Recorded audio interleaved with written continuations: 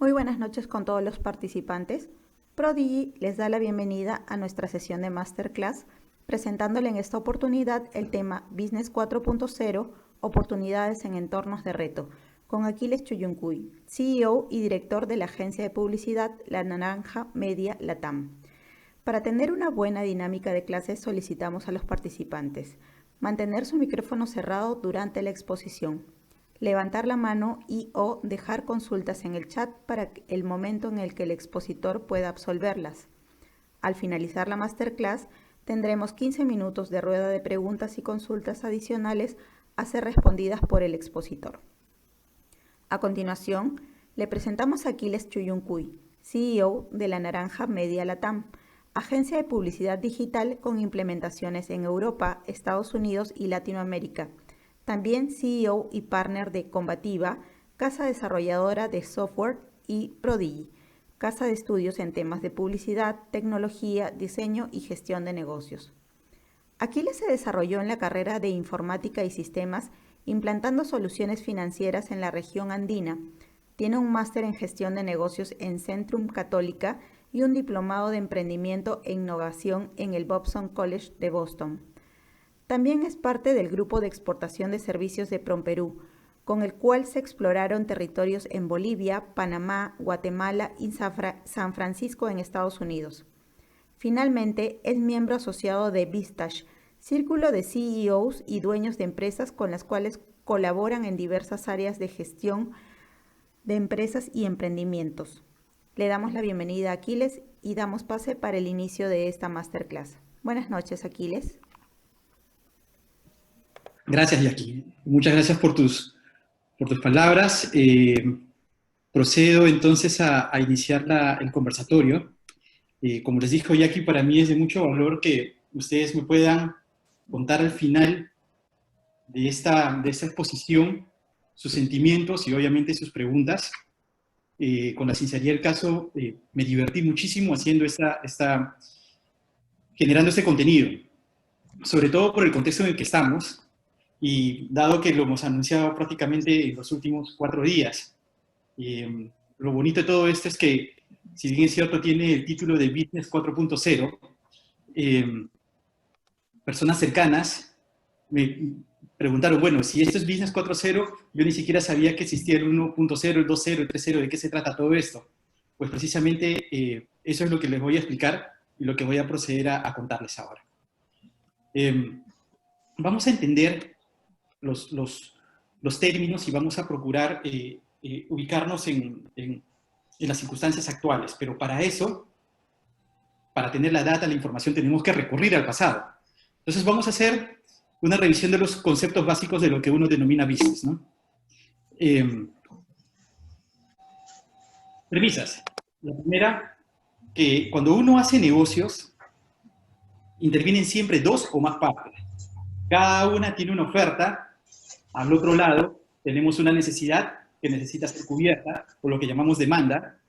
Cada una de esas partes está dispuesta a negociar, a llegar a un acuerdo, y se acepta, usualmente, si se considera que este acuerdo que estamos llegando es justa para ambas partes.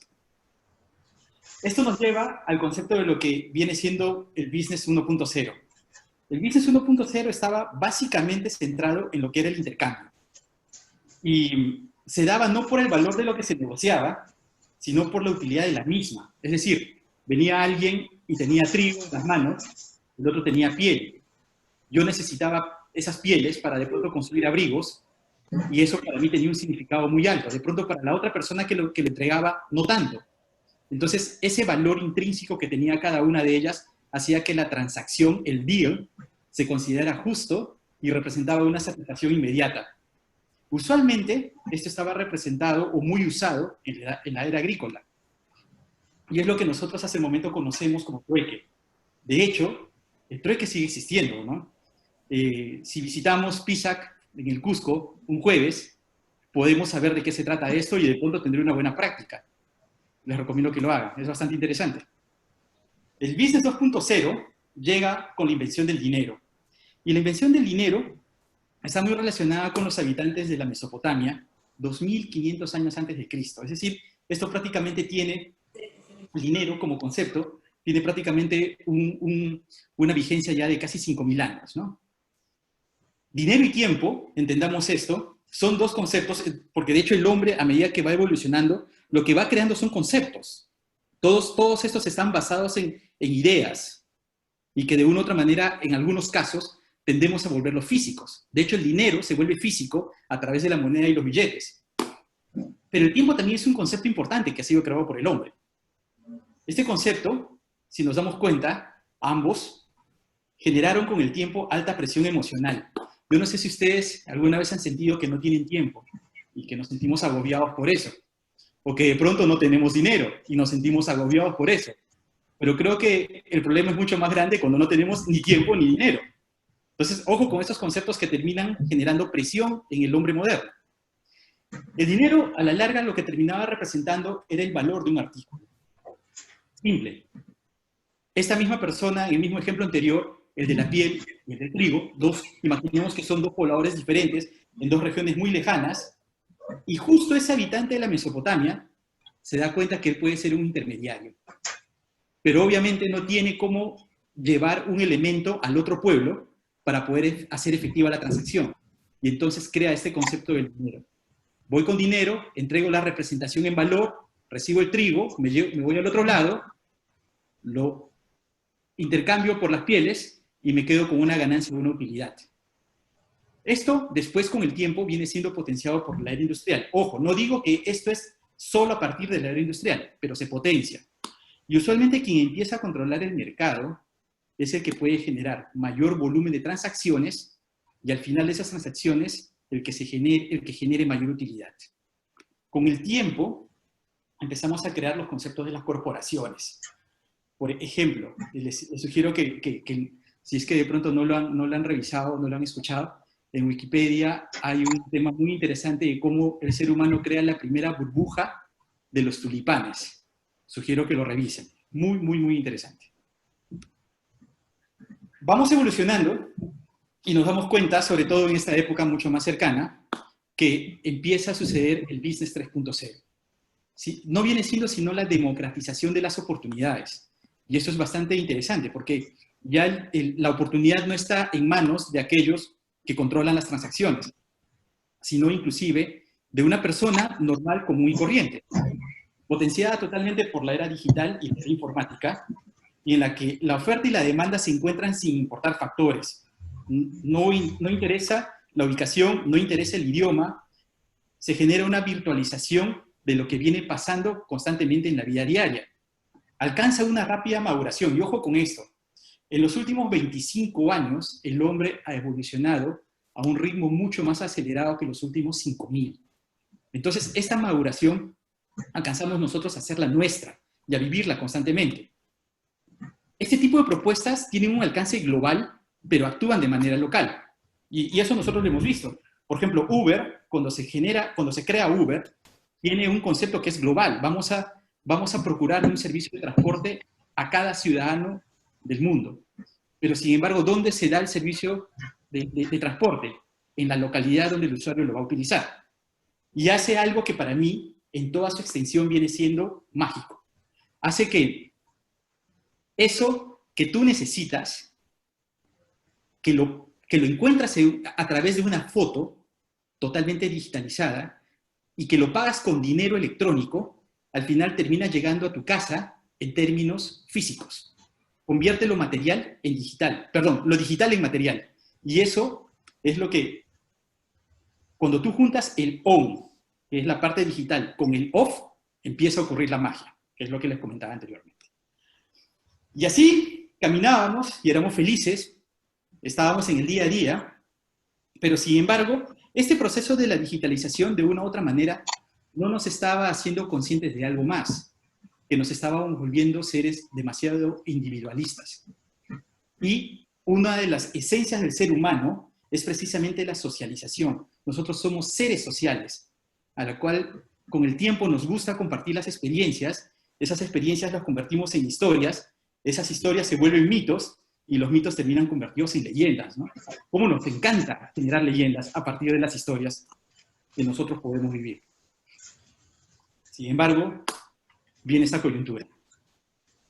Y esa coyuntura hace que nos demos cuenta de que había algo más que con el día a día veníamos perdiendo. Entonces, ya les hablé un poco del pasado, vamos a empezar a hablar del presente, pero voy a seguir apelando a un poco de historia, pero una historia un poco más reciente. Y esta historia tiene que ver con la gripe española, 1918, potenciado por la Primera Guerra Mundial. De hecho, la Primera Guerra Mundial va de 1914 a 1918, y son los soldados los que, se entiende por la lectura, empiezan a diseminar la cepa de la gripe española. Una terrible combinación, una pandemia más una guerra.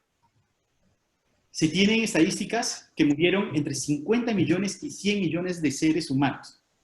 Lo terrible de esto es que la estadística no es exacta, porque en ese momento no se llevaba un control de eso.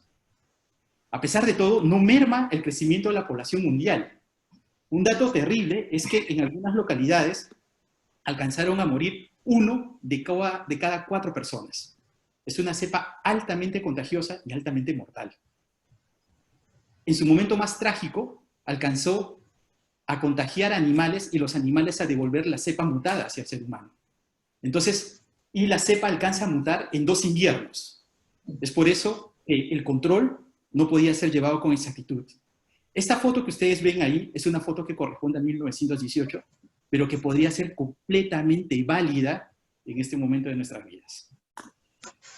Sin embargo, hay más. Y esto a mí me dio escalofríos cuando empecé a darme cuenta de esto, pero yo sé que ustedes también lo saben. Es una constante que en el mundo existe el cólera, y es increíble que el cólera no haya podido ser erradicado. De hecho, se erradica el cólera tan solo con infraestructura sanitaria, agua potable para las personas, y obviamente buenos hábitos de higiene y de aseo. Existe el dengue, existe la fiebre amarilla, existe la malaria como una constante en el mundo. Pero sin embargo, previo al 2004, existió, y de pronto los que lo recuerdan, este mal de la vaca loca, que no era sino un ataque al sistema nervioso del ganado que potencialmente podría ser contagiado al ser humano. Generó pérdidas inmensas en los ganaderos porque se tuvieron que sacrificar reses en todo el mundo. En el 2004 descubrimos lo que es la gripe aviar, un fenómeno mundial. La chikungunya, que se inicia en la India en el 2006. En el 2008 conocemos el dengue hemorrágico, una variación del dengue como venía existiendo en el Brasil, que alcanzó a ser contagiado también a nuestros pueblos en el Amazonas peruano. En el 2009 conocemos el H1N1, que no viene siendo sino la gripe porcina, con un efecto mundial. De hecho, ustedes sí recuerdan lo que alcanzó a pasar en esa época con este H1N1. En el 2012, el ébola alcanza su pico máximo en el África. El 2013, ojo con esto, solamente cambian los números porque la cepa va mutando del AH7N9. El 2015 el Zika, y me salto el 2020 y me voy al 2021, porque no sabemos lo que puede venir, y es algo a lo que tenemos que estar preparados. Mal haríamos en estar pasando por esta situación y no entender que esto puede ser una constante en el futuro. Aquí hay muchas lecciones de aprendizaje. Y aquí solamente estoy hablando de epidemias.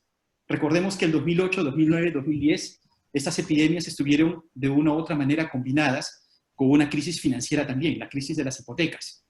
Entonces, ¿hay temor? Efectivamente, todos tenemos temor de lo que está pasando. Pero ojo con esto, el temor no es sino la falta de conocimiento. El temor desaparece cuando uno se hace consciente y tiene la información correcta en las manos. Por ejemplo, nosotros sabemos que si tenemos una gripe, sabemos que esto probablemente es un proceso que va a durar 7 días. Vamos a empezar con un proceso que al tercer día va a alcanzar su pico y que muy probablemente en el día 5 o 6 vamos a sentir alivio.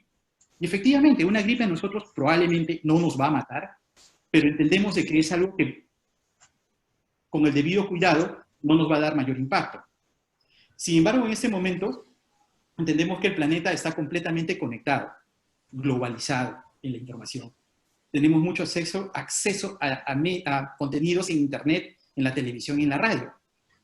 Lo lamentable es que se consume cualquier tipo de información y la tomamos como verdadera. El meme llega de manera fácil, la información que se transmite en la televisión que no es exacta se consume de manera fácil, y el control emocional finalmente no es nuestro. Alguien más lo tiene. Y ahí es donde está el problema, ahí es donde radica el problema, y es donde se centra el principio de esta charla. Por favor, les recomiendo apagar los micrófonos si son tan amables. Gracias. Y se entrega usualmente lo que el follower busca. Y eso, por lo general, es un problema, porque usualmente un follower que no tiene intención de buena información va a seguir consumiendo precisamente eso, información que no es válida. Este virus, sin ser altamente mortal, es altamente contagioso y el problema está que conocemos muy poco. En este momento, vengo haciendo el seguimiento desde el día 1 de la cuarentena. El porcentaje de muerte de esa pandemia era 4.3% sobre una población de contagiados. En este momento ya superó el 5%, lo cual, en términos numéricos, puede ser realmente desastroso, puede superar a 1918. Si nosotros traemos esos números a la población peruana, de 30 millones de habitantes, un 5% representa 1,5 millones. Yo creo que se están tomando las medidas necesarias y a pesar de que vemos algunos que no acatan las normas, no acatan la ley, pero yo creo que en su mayoría la población peruana sí está actuando de acuerdo a lo que le piden las autoridades. Eso es algo muy positivo. Entendamos el futuro. Entonces, ¿cómo tener el control de todo esto? Y es hacia eso es donde se orienta el Business 4.0. El Business 4.0 no es sino entender las emociones en un punto 360. Es decir, hacerme consciente de que si tengo temor, voy a buscar la información adecuada y voy a transmitir esa información a mi entorno. Si estoy haciendo empresa, se lo voy a transmitir a mi equipo, a mis clientes y a mis proveedores. Si soy miembro de un equipo, a mis compañeros, a mi familia. Pero hacernos cargo de nuestras emociones en un 360. En este momento, ya no es lo que importa el dinero, como era en el Business 2.0, o la oferta escalable de aplicaciones globales que nos daba el Business 3.0. Eso ya no importa. Si bien es cierto, es necesario, porque los negocios aún buscan esa utilidad para que haga que la operación sea viable. Pero lo más importante en esta situación es cómo canalizamos el mensaje a ese público objetivo al que queremos llegar basados en una oportunidad. Y entonces tenemos que identificar ese factor emocional. Eso es clave. Ojo, no es momento para el 2x1. No es momento para la promoción. Es momento de generar valor en la comunidad y en proteger la vida del ser humano, del vecino, del amigo. Es momento de posponer ese contacto social por la gestión de la emoción. Entonces, ¿qué acciones recomendamos o qué acciones les recomiendo en este futuro cercano? Y cuando hablo futuro cercano, de pronto es de aquí a fin de año. Primero, entender, y hay que respirar, entender que esto va a pasar. Sin embargo, lo difícil, desde el punto de vista de salud, y desde el punto de vista financiero, y desde el punto de vista de las emociones, lo difícil aún no ha llegado. Hay que tener la información adecuada y hay que contrastar esa información y hay que apagar la tele. Y no hay que hacer caso al meme que de pronto lo único que está buscando es generar o infundir pánico. Hay que tener un plan de retorno. Es decir, ¿qué voy a hacer si soy miembro de un equipo, si soy un colaborador? ¿Qué voy a hacer a mi retorno? De hecho, en este momento estamos trabajando, pero ¿qué es lo que voy a hacer a partir del día 1 en el que otra vez físicamente estemos en contacto con los compañeros?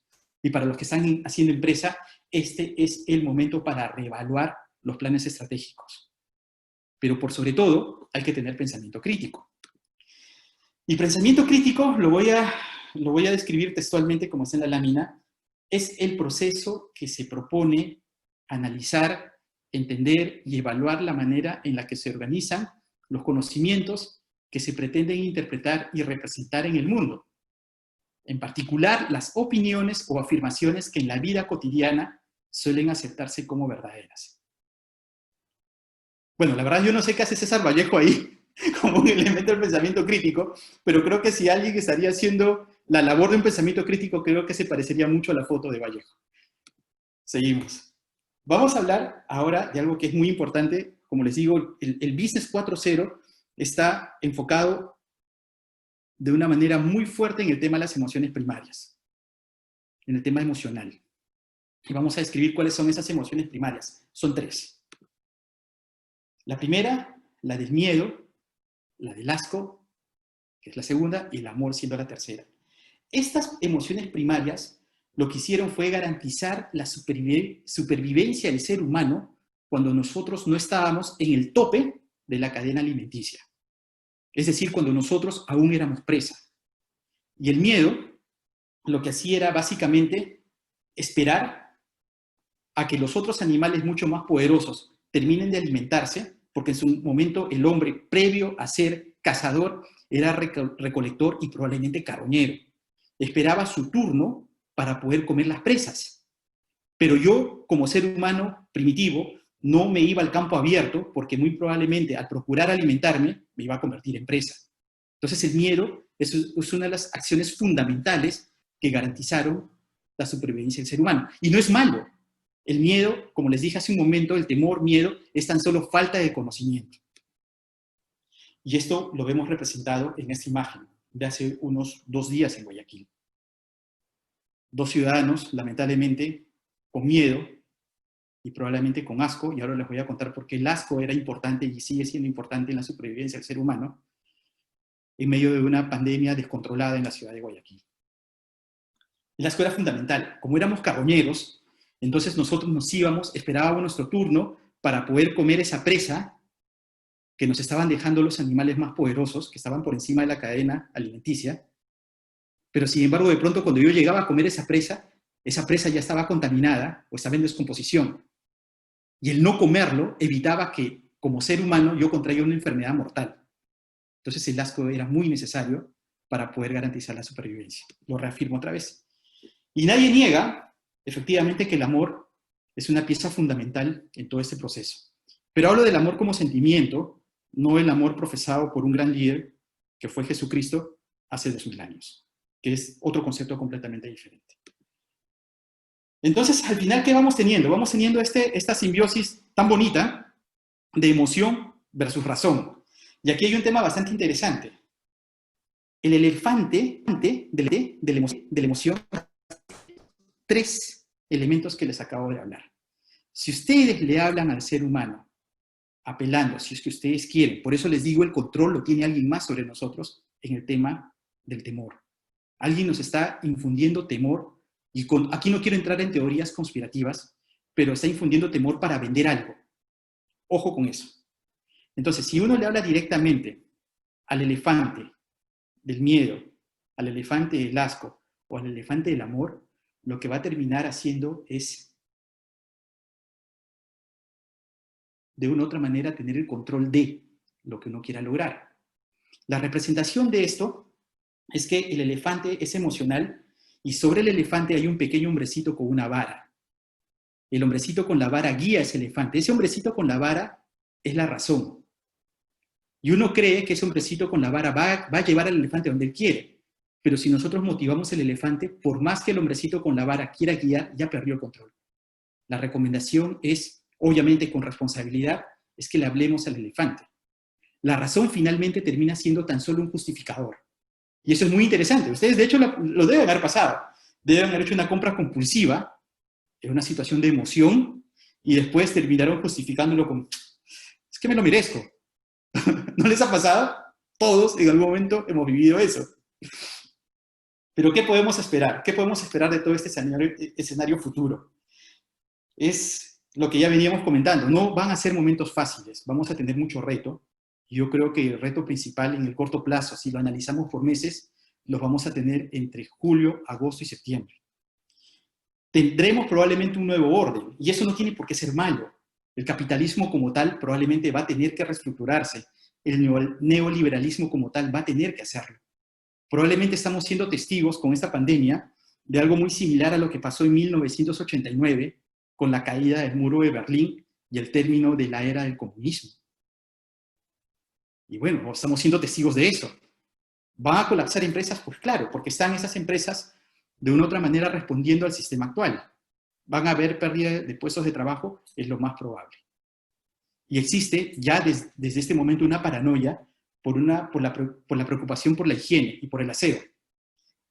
La distancia social se va a seguir manteniendo y va a haber mucha desconfianza en tanto y cuanto no existe una vacuna o no estemos en un proceso ya definido de inmunización colectiva. ¿Esto qué significa?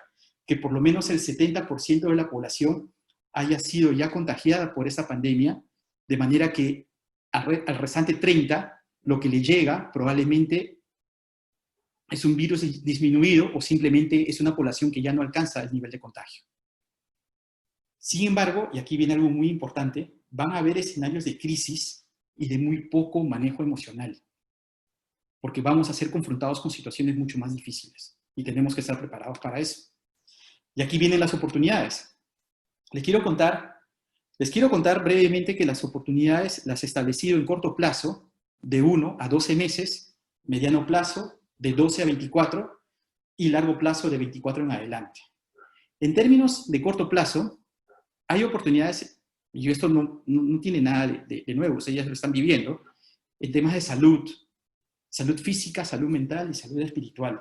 Las personas van a necesitar reconectarse con eso que probablemente no lo habían hecho en mucho tiempo, con el ser interior. Y esto va mucho más allá de tan solo un soporte psicológico, sino un entendimiento de lo que realmente somos y para qué estamos acá. Van a haber oportunidades en temas de higiene y de ecología, pero acá hay un tema importante, es la certificación que tienen estas empresas para poder demostrar que sus prácticas realmente son saludables. Y ojo que ahí va, así como hay una certificación ISO algo en calidad, yo creo que dentro de muy poco vamos a empezar a exigir ese tipo de certificación para los productos que nosotros consumimos o recibimos en el hogar. Definitivamente va a haber una oportunidad para las opciones en las que vamos a gastar tiempo en familia, juegos, y probablemente esos juegos no necesariamente van a ser digitales. Ojalá que tengamos ese espacio para regresar a esos juegos en los que interactuábamos de cerca con las personas, y obviamente para temas de aprendizaje. El e-learning y el home office llegaron para quedarse. Y el día de ayer estuve leyendo los reportes de las universidades y de los colegios que están intentando hacer e-learning y en el cual las plataformas están que se caen.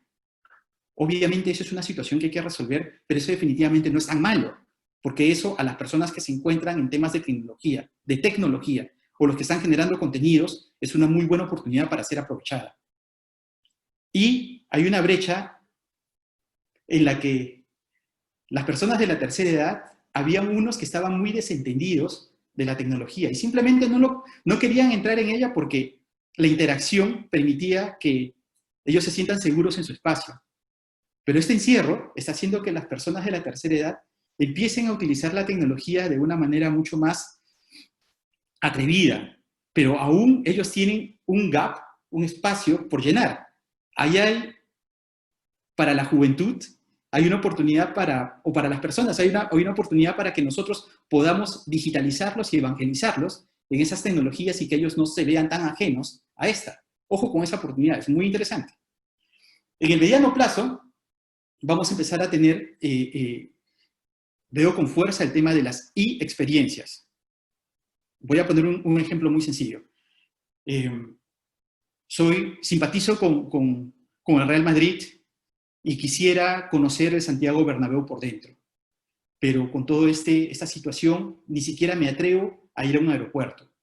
Pero sin embargo, podría pagarle a una persona en Madrid mediante una transacción electrónica, sabiendo que esa persona hace el ofrecimiento de poder ir a un partido del Real Madrid para que me transmita en vivo y me vaya contando su experiencia personal. Es como si fuese mi guía y mi amigo de lo que él está viviendo, con todo lo que eso puede traer. La transacción puede estar combinada con el envío de una camiseta del equipo que jugó en ese partido especial, o de algún souvenir, o alguna tarjeta, fotos, etc. Las e-experiencias empiezan a cobrar mucha mayor relevancia en el futuro. Los e-trabajos también. Los médicos, de hecho, ya lo estamos haciendo, ¿no? Médicos, abogados, contadores, etc. Venimos, profesionales de tecnología, publicistas, venimos trabajando basados en estos esquemas, pero aún hay plataformas que no han sido implementadas y que deben ser aportadas como material para estas personas. Metodologías, prácticas, una gran oportunidad en esto. La distancia social nos obliga a ponerle mucha atención al comercio online. Y definitivamente eso va a seguir existiendo. Es decir, se va a potenciar. La buena noticia de todo esto es que esos comercios pequeños, inclusive el comercio de la tienda, para hacer una solicitud online y pueda llegar a domicilio, es algo que puede ser atendido. Y de pronto me pueden decir, sí, es que Rappi ya lo hace, pero lo que va a suceder es que van a empezar a generarse aplicaciones locales. Presten atención a eso también. Y los emprendimientos locales van a otra vez a reabrir los restaurantes o los lugares donde se concurre con público, van a empezar a abrir. Pero nuestra principal preocupación es, ¿tienen las prácticas de sanidad necesarias para que yo pueda asistir a ese lugar y mi familia sin posibilidad de riesgo o contagio de esta o futuras pandemias? Entonces, esto es algo que cambia el escenario. Y les pido que le pongan atención al nuevo modelo donde concurrían las personas, es decir, estaciones de buses, cines, estadios. Como el modelo va a cambiar, entonces las oportunidades también se van a generar. No niego que aún van a haber personas que van a estar haciendo uso de los servicios al estilo antiguo, pero estas personas van a estar propensas probablemente a un contagio, que es algo que nosotros queremos evitar. En el largo plazo, 24 meses, yo creo que la banca va a desaparecer, como la conocemos actualmente. Y eso es algo que, de una u otra manera, la virtualización y la digitalización ya lo iba haciendo posible, pero es algo que va a empezar a suceder. Se va a desaparecer también, probablemente en un futuro cercano, el cuarto poder, es decir, los medios informativos. Ya ellos venían golpeados, los medios escritos. No quiero nombrar las casas, pero venían periódicos que no venían siendo rentables, porque la publicidad que ellos estaban acostumbrados a vender ya no venía sucediendo, y ellos tienen que pagar equipos de investigación, equipo humano, generación de notas y contenidos, que en este momento el número no les permite. Lo que va a suceder es que la información va a regresar a donde siempre estuvo, es al individuo, al ser humano. Sin embargo, aquí viene una responsabilidad de saber seleccionar la información correcta en el momento correcto. El dinero físico también siento yo que en un futuro muy cercano va a desaparecer. Básicamente porque es poco higiénico, es antiecológico y definitivamente está dado ya al olvido. Le va a dar una oportunidad a las criptomonedas. Y yo creo que las criptomonedas van a encontrar la esencia que deberían tener, porque cuando se lanza un Bitcoin, se empezó a utilizar como un medio de inversión, y ahí es donde se desdice el concepto de una criptomoneda. La criptomoneda no viene siendo sino la esencia de una moneda física, es decir, un medio de intercambio. Y también se presenta una oportunidad para el trabajo, que es lo que denominamos el everywhere, every time, que es el trabajo desde donde sea y a cualquier hora que sea. Esto lo potencia el digital. Esto es una muy buena oportunidad, porque yo desde mi casa, en Lima, de pronto puedo atender requerimientos en Estados Unidos en los cuales me pagan en dólares. Es 3.5 veces más de lo que yo gano acá. O de pronto atendiendo el mercado europeo, 4 veces más de lo que yo gano acá. Pero eso también nos genera un reto, porque así como nosotros podemos ofrecer esos servicios, cualquier otro ciudadano del mundo, desde cualquier otra parte del mundo, puede inclusive atacar nuestro mercado local. Entonces ahí, así como hay oportunidades, también se van a presentar retos. En el contexto Perú, yo me siento muy optimista con respecto a lo que viene. Hay que mantenernos muy sólidos y muy unidos. De hecho, cero chauvinismo, cero. Porque yo creo que algo que caracteriza al peruano en la región es procurar entender que hemos vivido realidades que inevitablemente en un futuro podrían repetirse, pero las tenemos que evitar. En este momento el Perú es el país mejor preparado en la región para este tipo de situación. Básicamente, ¿por qué? Porque Perú tiene unas reservas netas de 68.000 millones de dólares. El gobierno, de una u otra manera, ha actuado de una manera rápida y ha sido contundente frente a esta pandemia. Va a ser inevitable que se apliquen políticas contracíclicas. ¿Esto qué significa? Una política contracíclica es que cuando me va bien, ahorro, pero cuando estoy en situación difícil, saco ese ahorro para inyectarlo en el mercado y poder estabilizar la economía. Eso es algo que va a pasar. Un número dice que por lo menos el 50% de las reservas internacionales deben ser invertidas para poder regresar a los números que tuvimos en el año 2019. Es decir, nosotros venimos ahorrando casi 25 años y en solo unos meses vamos a tener que gastar la mitad para llegar a los números del año pasado. Pero eso es algo que se tiene que hacer, porque esto va a darnos la posibilidad de reactivar la economía con estímulos, pero al mismo tiempo nos va a dejar obras de infraestructura. Ojalá el tren de cercanías Lima-Ica, ojalá mejores aeropuertos, ojalá mejores hospitales, ojalá mejores colegios, bienes y servicios que van a favorecer a la población. Ojo con algo, ¿no? Miren qué tan orgullosos estuvimos con el tema de los panamericanos. Y finalmente, ¿de qué manera está sirviendo esa infraestructura? Si bien es cierto, no los estadios que per se deberían hacerlo, pero la infraestructura que dejó la Villa Panamericana. Suerte, tal vez, pero ahí está, a servicio del pueblo, ¿no? Los retos a solucionar, y esto es algo que debemos tener muy en cuenta, es que se presenta un esquema de recesión. La recesión inclusive puede llegar a menos 24% del Producto Interno Bruto. Con un, que yo lo dudo, rebote hacia final de año, hablan de un 31%. Yo no lo creo. Va a ser más lento. Pero vamos a regresar a ese esquema de recesión con inflación.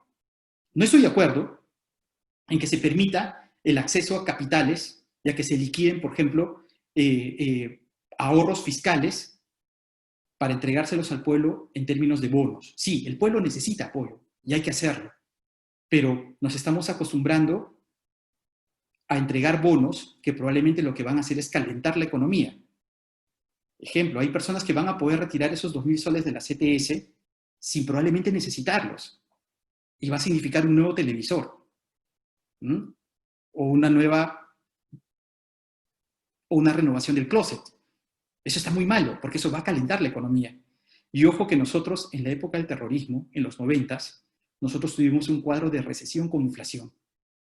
Espero que las autoridades se den cuenta de esa situación y puedan enmendar rápidamente. Por la creciente pérdida de empleos, vamos a tener informalidad. Creo que nos vamos a tener que acostumbrar otra vez a ver un poco más de peruanos en las calles vendiendo lo que se puede. Pero hay que apoyarnos. Nosotros los empresarios tenemos que generar las oportunidades y cuidar a nuestro capital humano. Obviamente estos bonos, estas medidas económicas generan populismo y va a haber un sector de la población que se va a acostumbrar a eso. Eso es algo muy dañino, nos tenemos que cuidar. Hay un cambio de gobierno en el 2021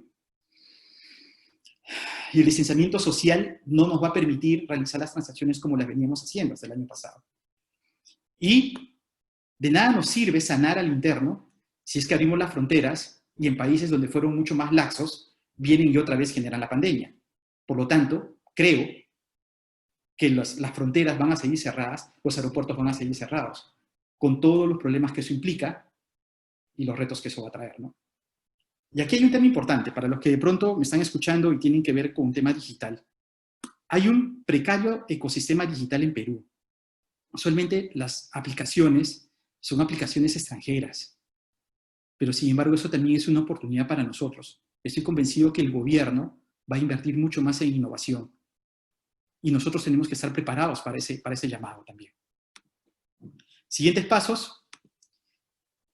Como les dije hace un momento, hay que vivir un día a la vez.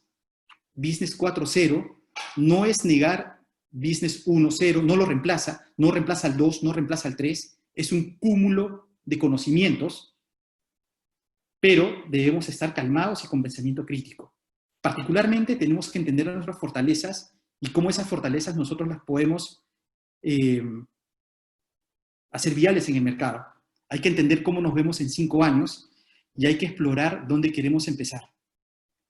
Si es que queremos empezar a hacer empresa. Los que ya lo están haciendo, hay que entender cada vez más al target, a ese público objetivo, desde el punto de vista emocional, como les digo. Usualmente una estructura de operación, una estructura de una empresa tiene esta estructura, tiene estos pilares. Y quiero hablar rápidamente de esto por si hay alguna persona que está haciendo empresa y en este momento tiene muchas preguntas y una sensación de incertidumbre. Usualmente una empresa se basa en una estrategia, una visión, es decir, una idea inicial sobre la cual se empieza a construir. Obviamente hay un apoyo legal importantísimo. El legal es el buen descanso, es el buen dormir. El tema financiero, que viene siendo el manejo del recurso económico, la sangre de la empresa, la gestión del talento a través de recursos humanos, necesario. Tenemos que cuidar a nuestro talento. Todo esto apoya la labor del marketing y la labor comercial, y que todo esto a la larga sustenta la operación. Eso usualmente son los 6 pilares que componen la ejecución de una empresa, pero se suman 2 más. La gestión emocional, como les decía, que es la esencia del Business 4.0, en un sentido 360, lo vuelvo a reafirmar. Es decir, entiendo en qué momento estoy yo y procuro la información adecuada, lo comparto con mi equipo, incentivo a que mi equipo lo entienda para que identifiquemos oportunidades, lo comparto también con mis clientes y mis proveedores. Ojo, eso es muy importante. Eso me da cercanía y acompañamiento. La otra área es que usualmente los empresarios tienden a estar muy solos. Son lobos solitarios. Es necesario el relacionamiento empresarial. Tenemos que mitigar el riesgo aprendiendo de la experiencia de los que toman decisiones y de los que muy probablemente ya se equivocaron. Tiempo es dinero. Cuanto más rápido aprenda, mucho más rápido vamos a poder generar utilidad no solo para nosotros, sino para nuestros equipos y para la comunidad.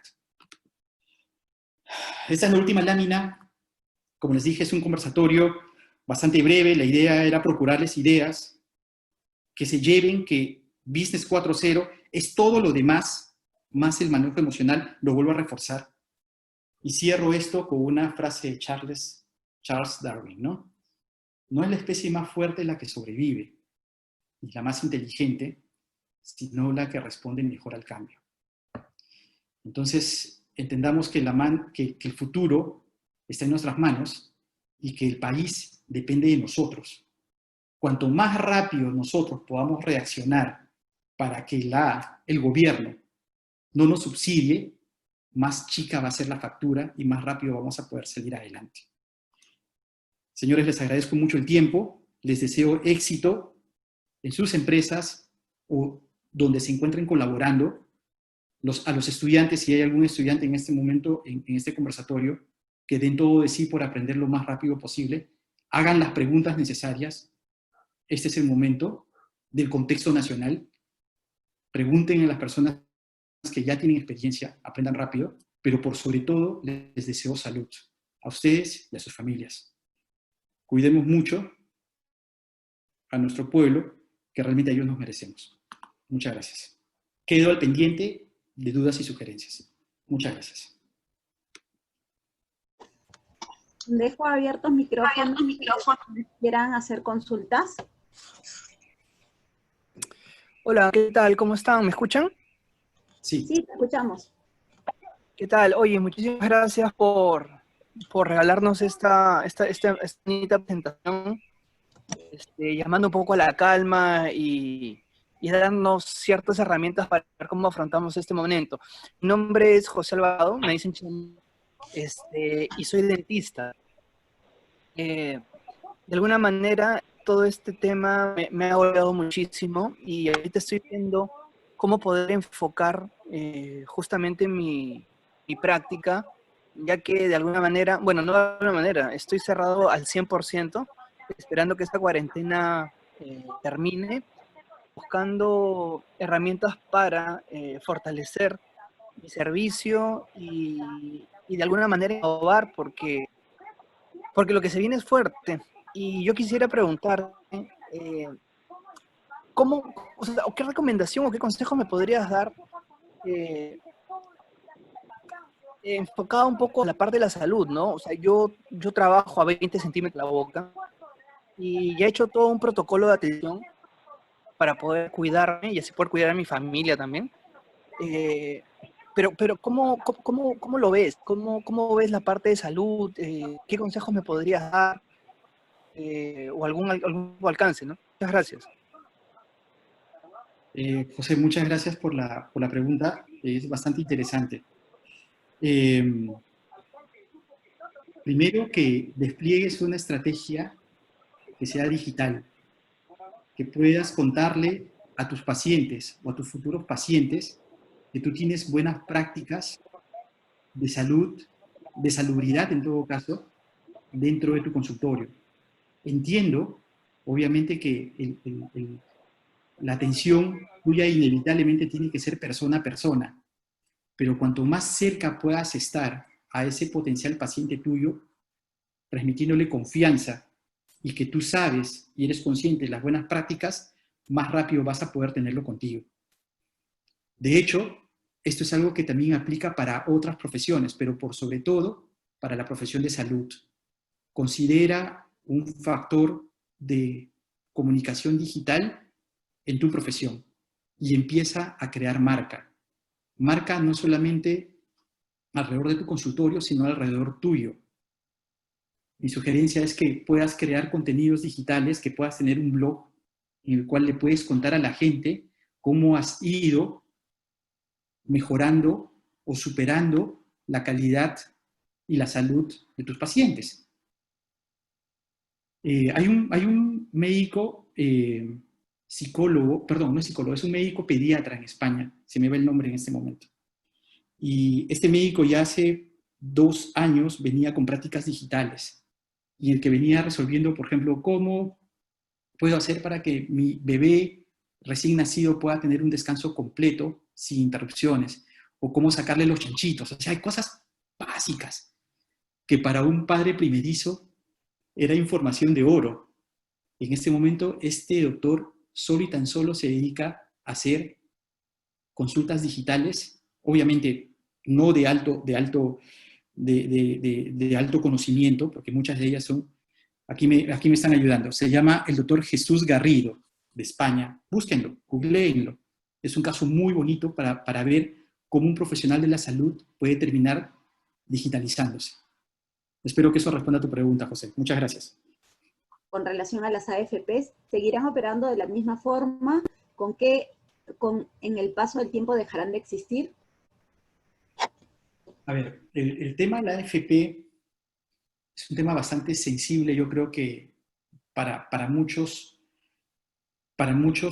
sectores, ¿no? Para el empresariado, obviamente para el colaborador, y ahora vemos una lucha terrible que yo creo que con mucho derecho de poder hacer efectivo eso que le pertenece al colaborador. Siento que es más una decisión política, y ahí es donde llamo a ustedes a que entiendan las coyunturas y que no creamos que existen héroes con capa que aparecen de la noche a la mañana dispuestos a resolver los problemas del pueblo. Les explico qué es lo que puedo estar pensando yo. Que ese grupo de parlamentarios, que no dudo que de pronto sí tienen una buena iniciativa, lo que están esperando es que se genere un lobby para que ellos se calmen, las AFPs faciliten recursos y al final la ley no salga. ¿Cuántas leyes se han caído de esa manera? ¿Cuántas? ¿Cuántas? O sea, ¿por qué Urresti ahora, disculpen que lo nombre, y si hay alguien que está a favor, está en todo su derecho, pero no es más bien momento de calmarnos y entender que si se liquidan las AFPs en este momento, más bien va en contra de lo que está recibiendo el colaborador, porque se va a liquidar, eso es como si son acciones, son bonos, más allá de que pueda afectar al sistema financiero y todo lo demás, que si se toca liquidar, que se liquide, pero lo van a liquidar muy por debajo del valor que debería tener y que muy probablemente lo va a recuperar en 2 años. ¿Por qué el pueblo tiene que perder si es algo que le corresponde? Ahora, como modelo, yo creo que es mucho más efectivo, en vez que esté dependiendo de la fluctuación del mercado, que sea un depósito como el que se hace para las CTS, que el colaborador decide dónde tiene un mejor interés. Y es precisamente eso es un ahorro de fondo de pensiones. Bueno, AFP es administradora, ¿no? Pero es un ahorro para la pensión. Si estamos pensando en liquidar, mi consejo es inclusive que si no lo necesitan, ni siquiera saquen los 2.000 soles de la CTS, los que tienen un trabajo. Porque ese no es el momento. Lo vamos a necesitar más adelante. porque lo vamos a necesitar. Como modelo, respondiendo a la pregunta, yo creo que es más un tema político. ¿Sí? Muchísimos intereses y es muchísimo el dinero que se está moviendo ahí. Yo, con la sinceridad del caso, tengo mis serias dudas de esos congresistas que se quieren hacer abanderados del pueblo en este momento, ¿no? ¿Cómo puedo aplicar lo que has expuesto al consumo masivo? Si vamos al concepto de la emoción básica, apelemos en este momento al amor.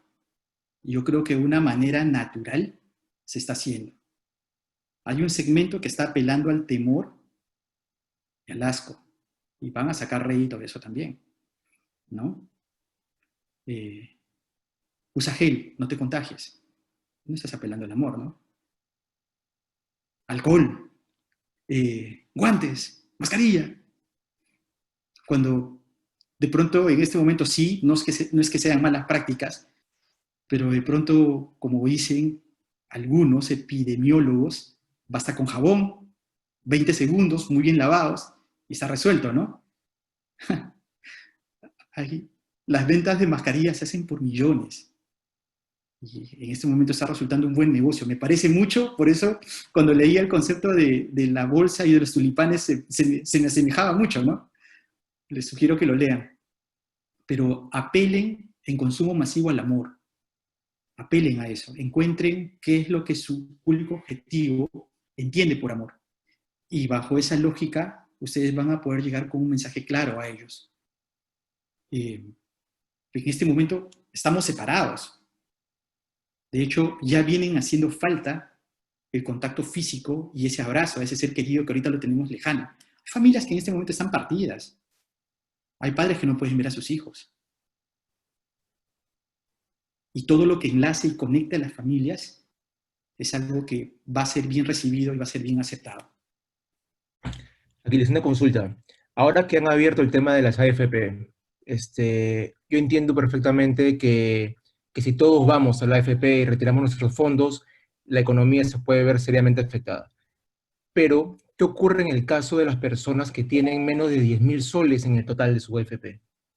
Por ejemplo, si yo tuviera, pongámosle 10.000 soles, ese monto, y yo ya no aporto a la AFP, yo ya dejé de aportar hace 10 años a la AFP. Ese monto, a la larga, cuando me toque mi pensión a los 65 años, el monto va a ser muy irrisorio, la cantidad es mínima. En ese caso, ¿a mí me convendría retirar ese fondo o no? Pasa que si en algún momento tenías 10.000 soles, hasta se me ocurre febrero, muy probablemente en ese momento tienes 6.000 o probablemente menos. Yo esperaría a que rebote el mercado y regrese a los 10.000 y lo pueda retirar. Yo, como le digo, lo que les sugiero es que si aplicamos el concepto de política anticíclica, más bien si es que hay un ahorro, ese es el momento más bien en el que deberíamos invertir. Ese es el momento en el que vamos a invertir, porque van a haber situaciones en las que las personas van a tener que rematar. Los que están comprando acciones, los que tienen la posibilidad de acceder a eso, están haciendo en este momento inversión a futuro. Me parece que la pregunta, si fuesen mis 10.000 soles, yo esperaría. Y yo sé que cuando llegue el momento de los 65 años, lo que vas a recibir como pensión probablemente va a ser muy poco, pero a esa edad también te dan la posibilidad de retirar creo que el 95% del valor. Entonces, eso es largo plazo, el AFP es largo plazo, pero como les digo, como modelo a mí no me gusta. El modelo debería ser más bien algo mucho más similar a la CTS. Si se dan cuenta ustedes, la CTS, hay entidades que te pueden estar pagando un 7% anual. Y eso en el tiempo termina siendo mucho más rentable, porque no está afecto a pérdidas, no está afecto a la fluctuación del mercado. Lo terrible, por ejemplo, en este momento, es para una persona que está a punto de jubilarse y tiene 40%, 50% menos de lo que tenía hasta hace 2 meses. Eso es terrible. Obviamente para eso también hay estrategias, ¿no? Si me voy acercando a mi edad de jubilación, lo que hago es pasarme a un modo más conservador, de manera que mi dinero no se pierda. Pero en este momento la recesión es mundial. El dinero se está perdiendo por igual. Giancarlo, espero responderte la pregunta. Yo creo que más bien estoy dejando más inquietudes. Ya te dije que si fuesen mis 10.000 soles, yo esperaría que recupere.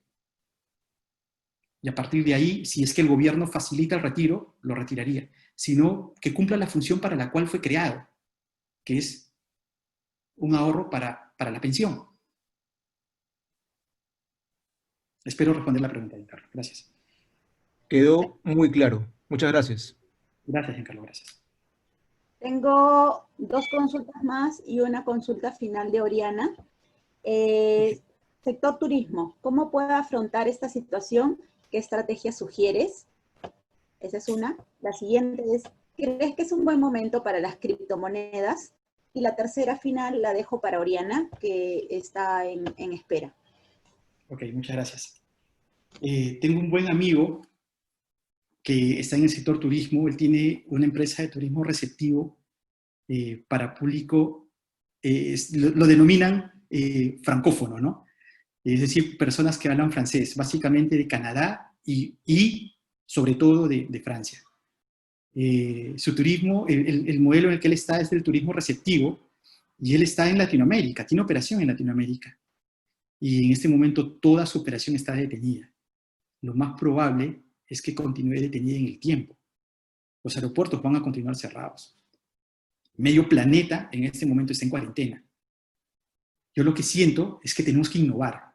Igual la gente va a procurar conocer mucho más allá de sus fronteras. Es más, en este momento, por ejemplo, si me preguntan a mí, yo estaría dispuesto a pagar por un servicio que me muestre una cámara que esté cercana a la vía expresa y que luego pueda ver otra cámara que me permita ver las playas y que me permita de pronto ver Cusco, permita en tiempo real. Vamos a tener que reinventarnos. Sé que no es el mismo concepto de turismo, pero presten atención a lo que está haciendo Rosatel. Ayer me llegó una comunicación muy bonita en la que ya no puedo enviar flores. Eso no significa que no pueda expresar mis sentimientos. Entonces, este es el momento de enviar emoticones. Y Rosatel creó una colección de emoticones con las cuales se pueden compartir. Hay que reinventarnos. Las oportunidades están ahí. Espero que esta pregunta también se haya respondido cuando les comenté sobre las e-experiencias, los e-viajes. Yo creo que por ahí va el tema, ¿no? Sobre las criptomonedas, yo experimento de una manera muy vaga con Bitcoin. De hecho,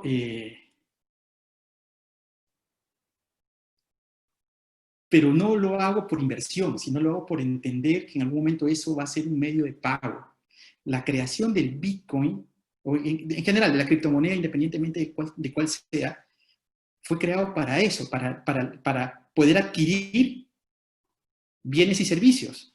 Pero en algún momento nos volvimos locos y empezamos a utilizarlo como un medio de inversión. Bitcoin es una moneda extremadamente inestable.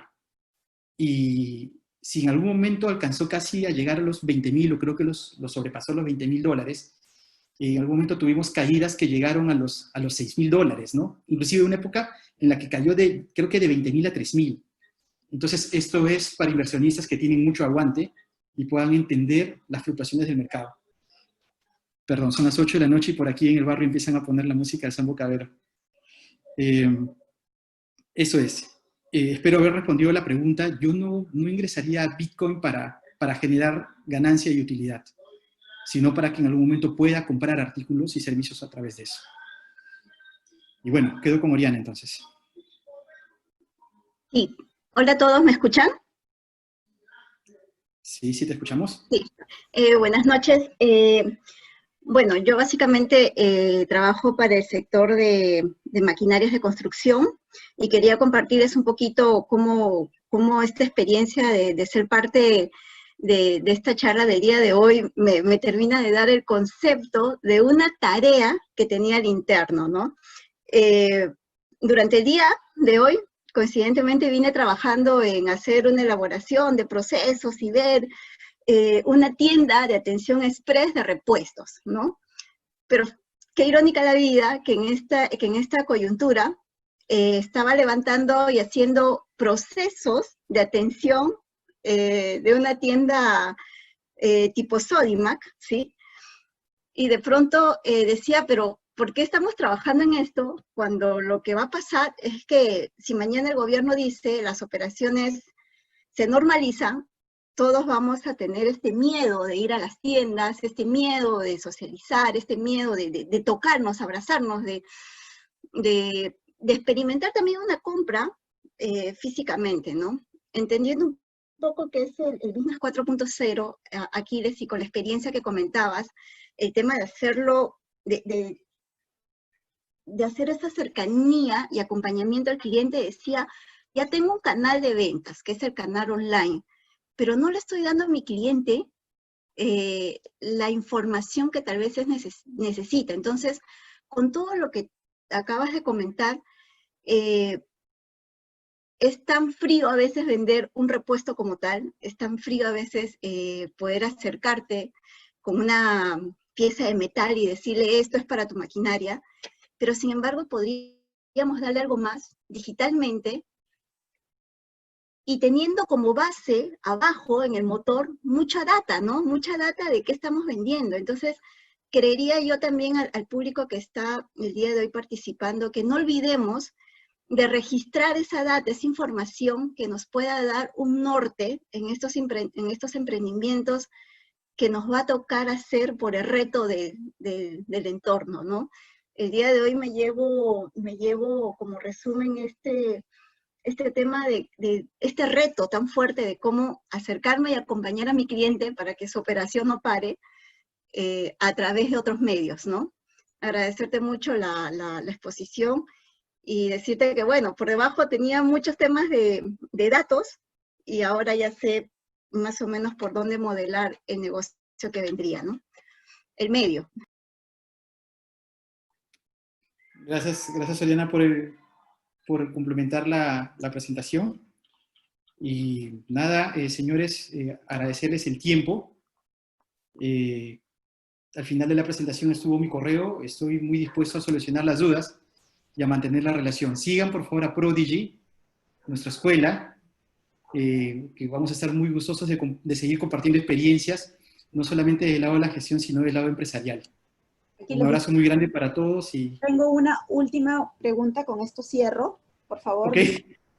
Déjame robarte un par de minutos más de tu tiempo. No hay tengo una consulta de chat que me dice, ¿cómo ves las inversiones de viviendas o inmuebles en este periodo? Con esto cerramos. El negocio en compra de bien raíz, mejor dicho, la utilidad en tema de bien raíz no lo tienes cuando vendes, eso lo tenemos que entender, sino es cuando compras. Entonces, si ustedes de pronto van a comprar un departamento para satisfacer una necesidad, les sugiero que sean cautelosos. Pero estoy convencido de que la situación va a llevar a una coyuntura en la que van a empezar a haber remates. Hay que aprovechar eso, si es que tienen la disposición del dinero para hacerlo. Sin embargo, para la persona que de pronto quiere una inversión de largo plazo, estoy convencido que el gobierno, porque alcancé a leer unos artículos de ese tipo, en el que el crédito hipotecario va a bajar al 5% para poder reactivar la economía. Entonces, van a haber oportunidades tanto para el inversionista como para aquel que quiera acceder a una vivienda. Quienes van a estar golpeados definitivamente va a ser el sector inmobiliario. Se estima que la caída en ventas para este año va a ser del 40%. Yo creo que va a ser un poquito más. Pero oportunidad para el inversionista van a haber a montones. Entonces, si tienen el dinero, recuerden que esto es, uno gana cuando compra, no cuando vende. Hay que comprar al menor precio posible para que cuando el mercado recupere y se venda, la utilidad sea bastante sustanciosa, ¿no? Muchas gracias. Si no hay ninguna otra pregunta. Muchas gracias a todos. Entonces, un fuerte Aquiles, abrazo. gracias por tu exposición, por tu presentación y por dejarnos un poco más el panorama claro de cómo ir manejando diferentes entornos de negocios en esta coyuntura y bueno, de aquí para adelante también. Te agradezco el apoyo y la oportunidad de expresarnos tus ideas. Gracias a ustedes y ha sido un placer estar compartiendo un poquito de nosotros. Fuerte abrazo para todos. Que estén muy bien. Agradecemos a Aquiles por su participación y brindarnos su tiempo y conocimientos en esta sesión de Masterclass. Asimismo, queremos agradecerles la participación de todos ustedes en la sesión de hoy. Esperamos les haya sido útil y enriquecedora. Los invitamos a seguirnos en nuestras redes sociales de Facebook, Instagram, LinkedIn como @bprodigy y YouTube como Prodigy Perú, en donde estaremos compartiendo contenido de las charlas y talleres. Para mayor consulta o informes pueden escribirnos al correo contacto@bprodigy.com. Gracias nuevamente, esperamos verlos en nuestras siguientes sesiones. Buenas noches.